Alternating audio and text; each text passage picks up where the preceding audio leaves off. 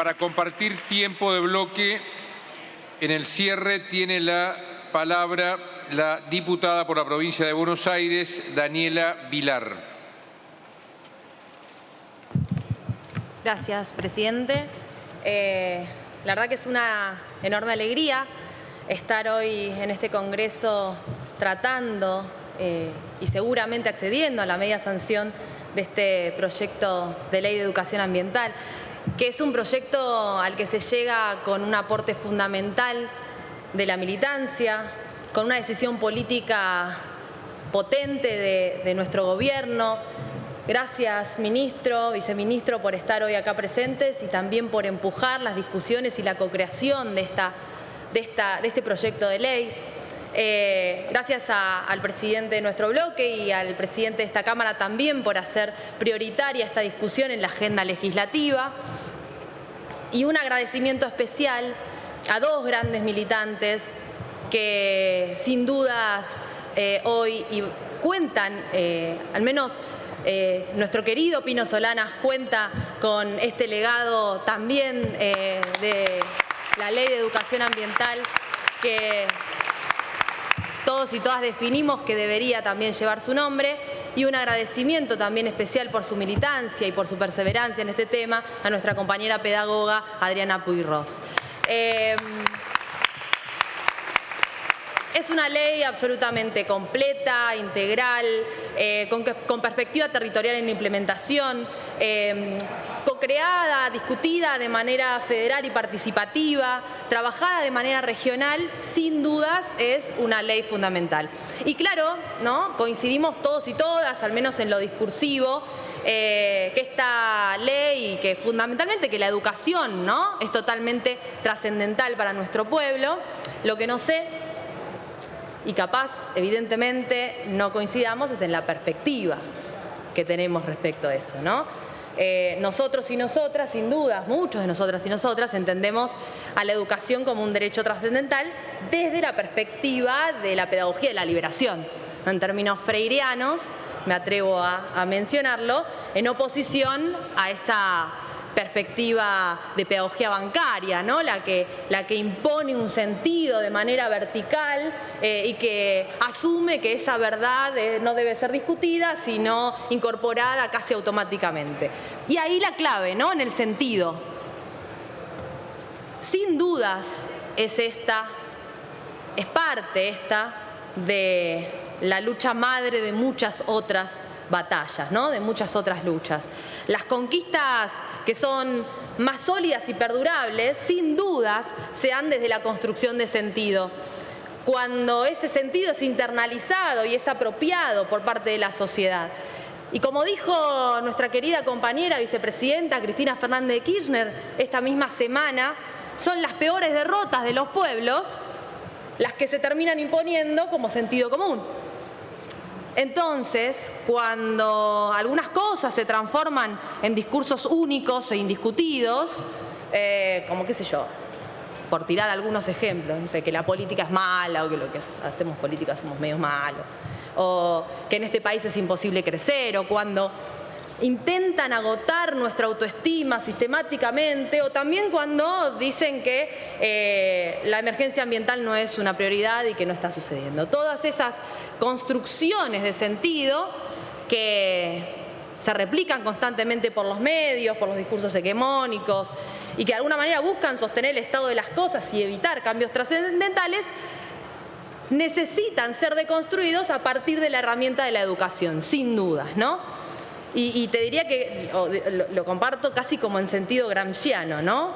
La educación absolutamente necesaria para construir el sentido contrahegemónico que muchas veces se quiere imponer cuando la educación no es la educación, o la pedagogía no es la pedagogía de la liberación. Por eso festejamos esta ley. Porque no hay dudas que lo ambiental es clave, no solamente para el futuro, porque hablábamos con Flor que no es solamente desde una perspectiva de tutelaje, sino también para el presente, ¿no? Para el presente de la humanidad. No solo por los desafíos de la preservación, sino y fundamentalmente porque necesitamos pensar críticamente nuestra propia historia y cómo llegamos hasta acá, ¿no? Necesitamos tener esta perspectiva de educación ambiental no importada, ¿no? Una propia, que nos sirva para entender y de alguna manera valorar la historia de nuestros pueblos, el recorrido de cómo llegamos todos y todas hasta acá, desde una perspectiva del sur global, desde una perspectiva del bien vivir, del buen vivir, con una perspectiva de entendernos hijos de la Pachamama y hermanos de la naturaleza, con una revolución, o que nos invita a una revolución del pensamiento hacia la conciencia de estos procesos identitarios. Porque, y en esto me parece que es importante detenernos a pensar el por qué es importante y fundamental esta ley, o trascendente esta ley. Porque, digo, hay una realidad, ¿no? Es que muchos países acumularon riquezas y mejoraron la condición de vida de sus poblaciones a costa de la explotación y el extractivismo de países como el nuestro, ¿no? De nuestra región. Pero después a nosotros nos dicen, o nos quieren meter en la cabeza, en este intento de socavar nuestra autoestima, que somos los países deudores, ¿no? Digo, bueno, es verdad que hoy mismo estamos discutiendo una deuda tomada de manera absolutamente irresponsable por el gobierno anterior, que hace que todos los argentinos y argentinas hoy estemos en esta condición tan compleja, tan crítica. Ahora bien, también hay que pensar que nuestra región también es acreedora de esos pasivos ambientales que muchas veces, y en contra de la propia voluntad de nuestros pueblos, fueron tomados de manera extractiva por estas grandes potencias, ¿no? Entonces tenemos que animar a pensarnos desde ese lugar que requiere cuestionarnos lugares y sentidos comunes que se construyeron hasta ahora. Por eso insistimos en lo trascendente de esta ley que vamos a estar aprobando hoy, dándole media sanción hoy. Para esto la educación crítica es indispensable.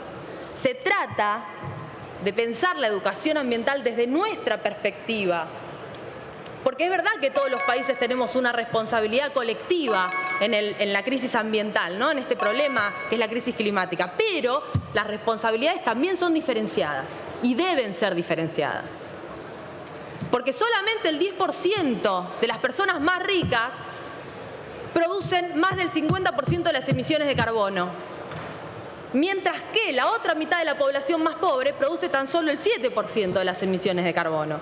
Entonces, más allá de que en sí misma esa concentración de la riqueza es escandalosa, no podemos y no hay forma de lograr sustentabilidad de nuestro planeta, de nuestro sistema, de nuestro ambiente, de nuestro desarrollo, con un esquema tan desigual.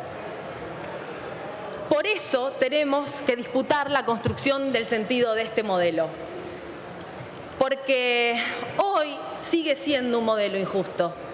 Necesitamos esta ley. Queremos una educación ambiental emancipadora y que construya soberanía. Queremos esta ley de educación ambiental para parar la destrucción de nuestro ambiente, para exigir a las potencias que paren con la explotación desmedida, para exigir a las empresas que cumplan con los estándares, y también, no solo los estándares ambientales, sino también los laborales, para asumir que esta crisis global, que es de origen zoonótico, no nos puede permitir aceptar tímidamente y livianamente que entonces las vacunas nos van a llegar cuando a las grandes potencias y a un par de laboratorios se les ocurra. Eso tiene que ver con la construcción de sentido respecto al ambiental también. No podemos permitir que esas cosas sucedan y ver cómo todos los días mueren vecinos, vecinas, ciudadanos, ciudadanas del mundo, de la sociedad global, por una mirada absolutamente egoísta y de concentración absoluta de la riqueza, ¿no? Y tenemos que entender, necesitamos esta ley, porque tenemos que entender que el principal problema es la pobreza, es la desigualdad y es la injusticia social. Y para solucionar eso tenemos que pensar y necesitamos sociedades comprometidas con la redistribución de la riqueza.